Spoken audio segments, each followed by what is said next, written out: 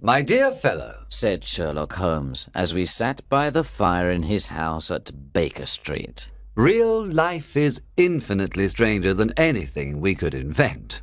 But I do not believe it, I answered. The stories in the newspapers are never very interesting. In fact, they are always very boring. That is because, said Holmes, newspapers always repeat the official reports of magistrates and police reports. You can be certain that there is nothing as unnatural and strange as the commonplace. I know, I replied, that your cases are always very interesting, but let us look at today's newspaper. I picked up the newspaper and began to read an article. It was about a husband who was cruel to his wife. I don't have to read the article, I said, but I am sure that the man had a girlfriend, that he drank, and that he began to hit his wife. I am also sure that there was a sympathetic sister, or landlady. You have chosen a bad example, Watson, said Holmes, because I have worked on this case. The man, Mr. Dundas, did not have a girlfriend, and he did not drink, and he did not hit her. Instead, at the end of every meal, he took out his false teeth and threw them at his wife. You must admit that nobody could invent such a story. Do you have any interesting cases now? I asked. Well, I am working on 10 or 12 cases, but none of them are interesting. They are important, you understand, without being interesting. I have found that unimportant matters are usually more interesting. If there is a big crime, the motive is generally obvious. So they are generally not very interesting. But I think I will have an interesting case in a few minutes. Holmes was standing at the window and looking down at the dull grey London streets. There was a woman standing in the street. She was moving her hands nervously. It was obvious that she could not make up her mind. Then suddenly she ran across the road and rang Holmes's doorbell. I know those symptoms, said Holmes. When a woman hesitates like that on the pavement, it means that she has a love problem. She wants help, but she thinks that her problem is too delicate to communicate. But when a woman does not hesitate and rings the doorbell hard, it means she was seriously wronged. In this case, this woman is confused and perplexed, and wants an explanation. As Holmes was speaking, the servant announced Miss Mary Sutherland. She was a large woman. She wore a hat with a red feather, a black jacket, a dark brown dress, and grey gloves. She also wore small, round gold earrings. When Holmes saw her, he said, "Isn't it difficult for you to type with such bad eyesight?" I thought so at first, Miss Sutherland replied. but now I can type without looking at the keys. Then she looked surprised and frightened when she understood that Holmes already knew so much about her. How do you know that? Asked Miss Sutherland. "It is my business to know things," said Holmes, laughing. "If I could not see these things, why would people come to me? In any case, I can see the marks of the glasses on your nose." I have come here She said. because I want to know where Mr. Hosmer Angel has gone. "Why did you come here in such a hurry?" Asked Holmes. Once again, Miss Sutherland looked very surprised. Holmes then explained that her boots were not the same, and that they were not completely buttoned. Yes, I did hurry out of the house because I was angry at Mr. Windybank, that is my father. He did not want to ask the police about Mr. Angel. He said that nothing bad had happened. This made me angry, so I came here to see you. Your father? Said Holmes. He must be your stepfather, because his surname is different from yours. Yes, my stepfather. I call him father, even though that seems strange to me. You see, he is only 5 years older than me. And is your mother alive? Asked Holmes.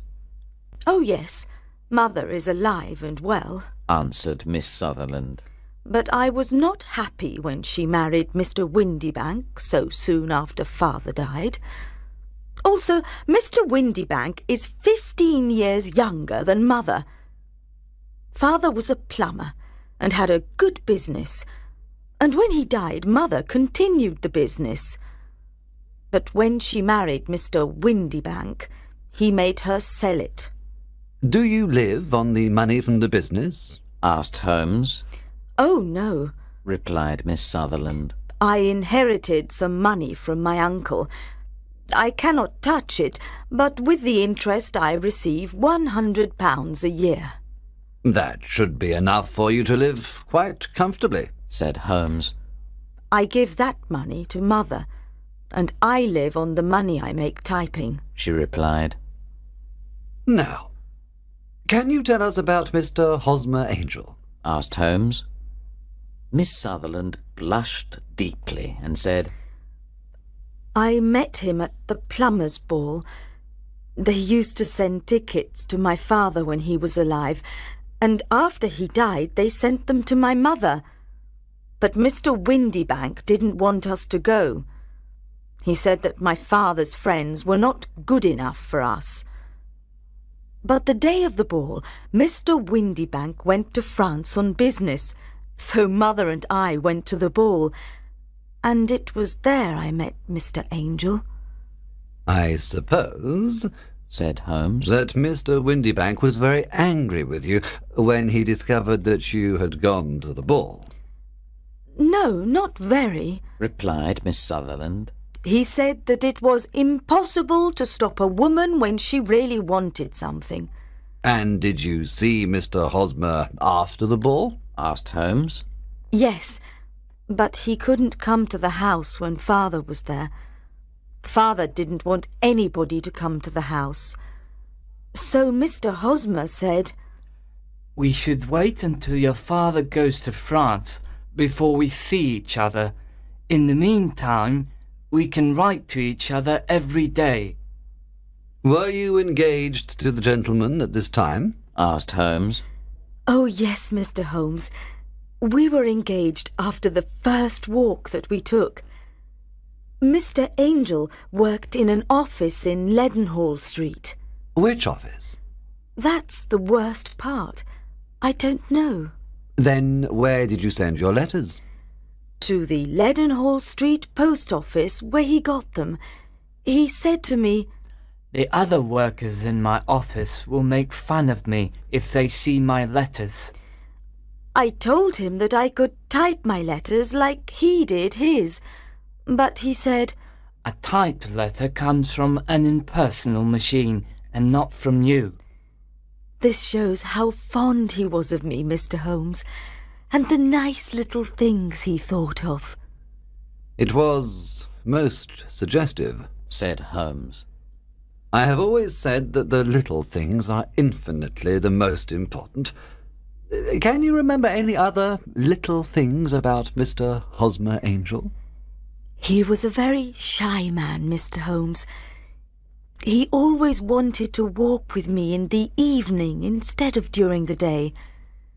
He was very gentlemanly. Even his voice was gentle. He told me that he had had a bad infection of the tonsils when he was a child, so he had to whisper. He always wore elegant clothes. His eyes were weak, just like mine, and he wore dark glasses against the sun. Well, what happened when Mr. Windybank returned to France? Asked Holmes. Mr. Angel came to my house and said that we should get married before Father returned. He was very serious and said, Put your hand on the Bible and promise me that you will always love me. Mother agreed with him. Mother liked him from the beginning, and liked him even more than I did. When they started talking about our getting married within the week, I asked them if I should ask Father first. They said no. I, however, did not want to do anything in secret, so I wrote to Father at his office in France. But the letter came back to me on the very day of the wedding. It missed him, then? Yes, sir. He had started back to England just before the letter arrived in France. Ha! That was unfortunate. Your wedding was planned, then, for the Friday of that week. Was it to be in church? Yes, sir, but very quietly. On the day of the wedding, Hosmer came in a hansom to take Mother and me to the church. But since there were two of us, Mother and I went in the hansom, and Hosmer took a cab. We got to the church first, and when the cab arrived, we waited for him to come out. But he never did. The cabman said that he could not understand what had happened to him. I think that you have been very badly treated, said Holmes. Oh, no, sir. Hosmer was too good and kind to leave so. Why, all morning before the wedding he said to me, If anything happens to me, you must always love me. You must wait for me. I will return to you. I thought this very strange to say on the day of our wedding, but his disappearance explains everything. It certainly does, said Holmes. In your opinion, did he know that he was in danger? Yes, I think so. But do you know what the danger was? No, I don't. One more question. How did your mother react?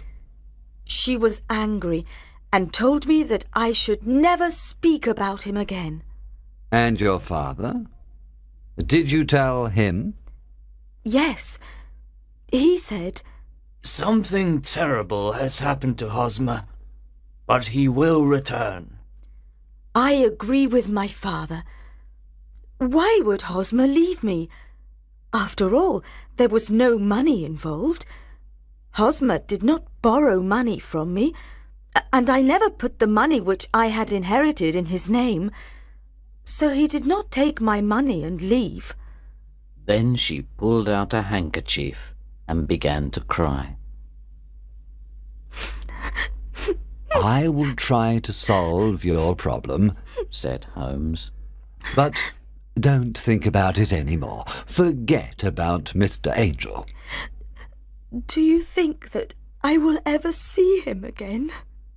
No, I'm afraid not. Then what has happened to him? You will leave the question with me. Now, I need some of Mr. Angel's letters, a good description of him, and also your father's address. I never had Mr. Angel's address, said Miss Sutherland. But here is Mr. Windybank's address. He works for a wine importer. Here is the advertisement with a description of Hosmer that I put in the newspaper, the Chronicle. Miss Sutherland then left. But before leaving, she said, I will always wait for Hosmer Angel to return. When she had left, I asked Holmes about the case. The young woman is quite interesting, but her little problem is not very difficult or unusual. Would you mind reading me the description of Hosmer Angel? I then read it to Holmes.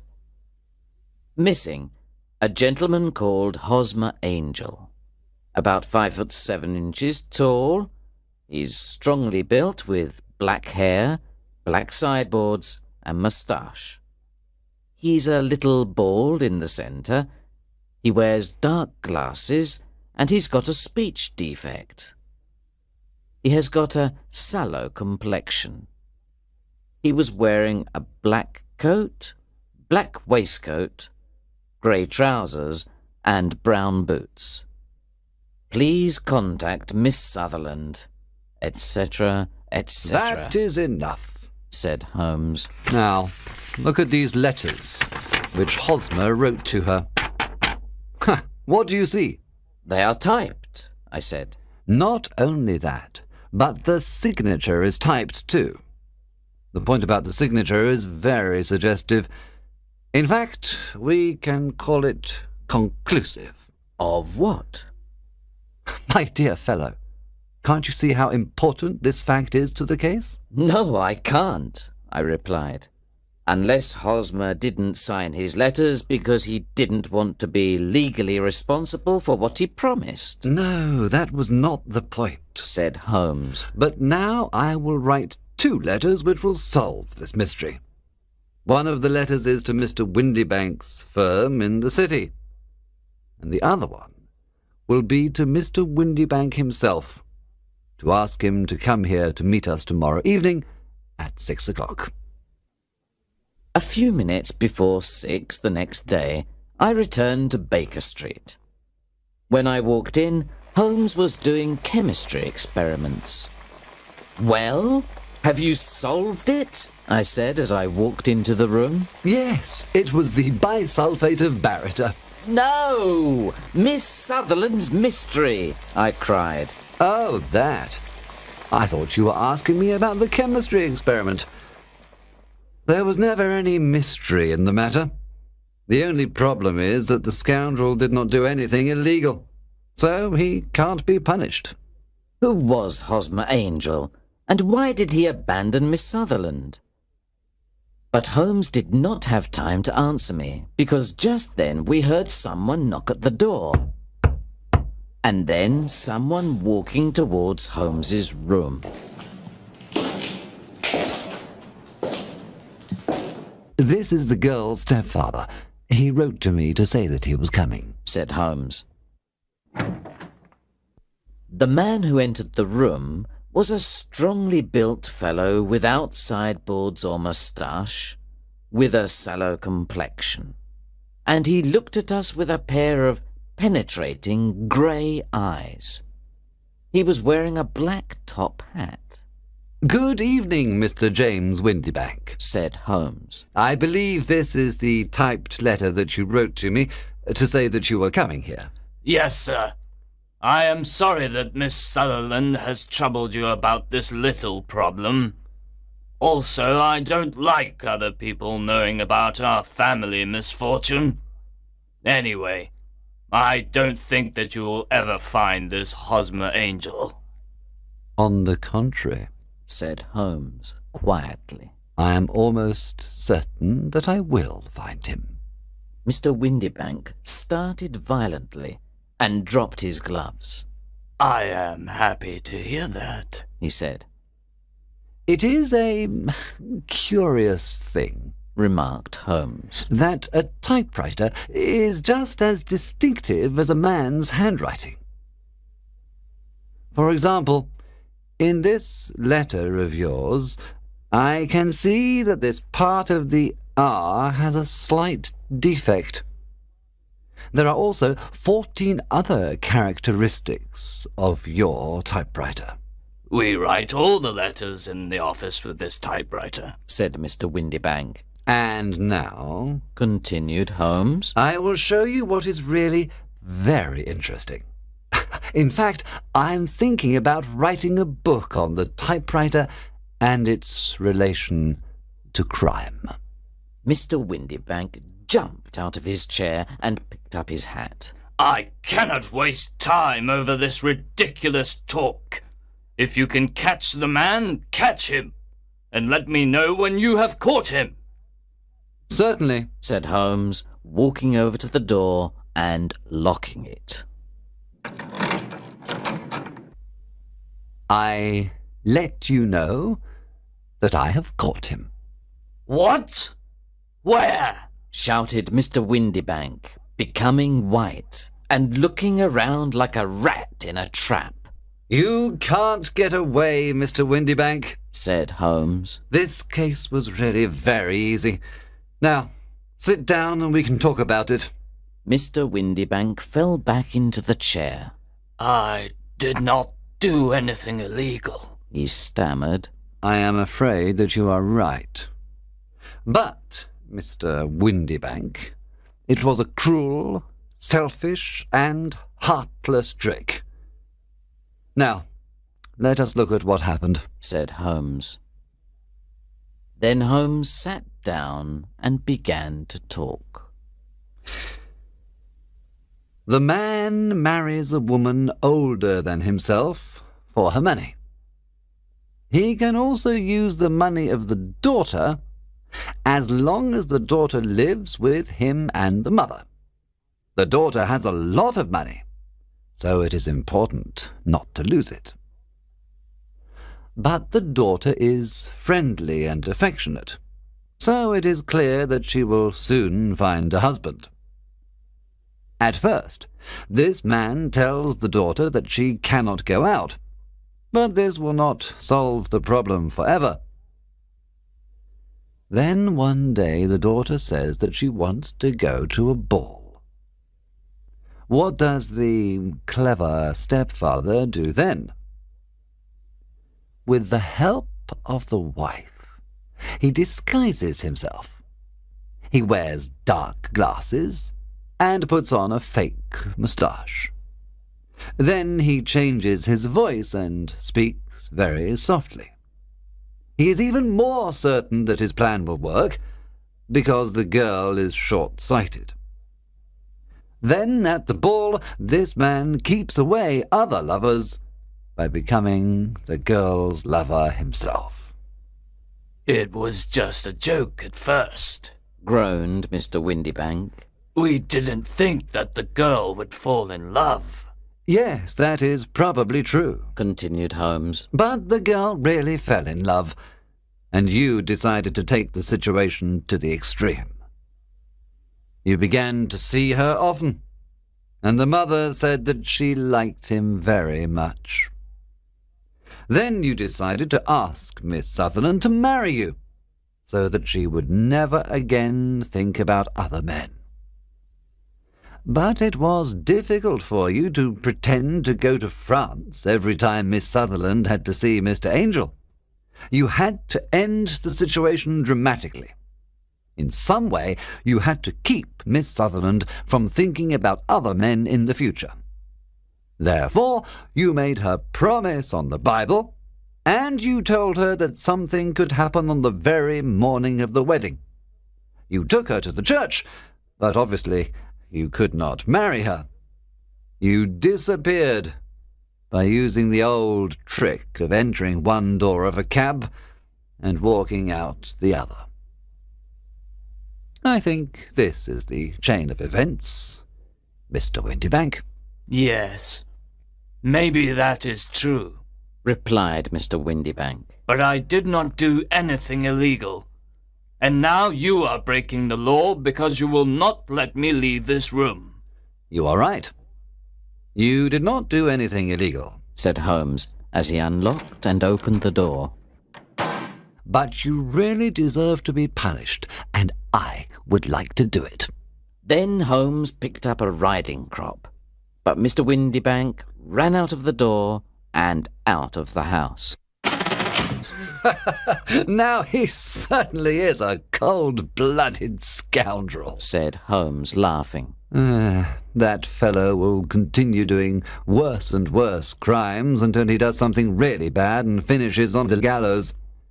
In any case, this case had some interesting points.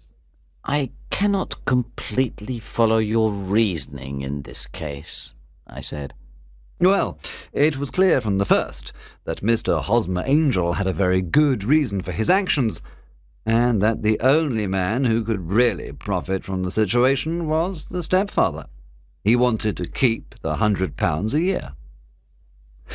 Then it was very suggestive that Mr. Windybank and Mr. Hosmer Angel were never together.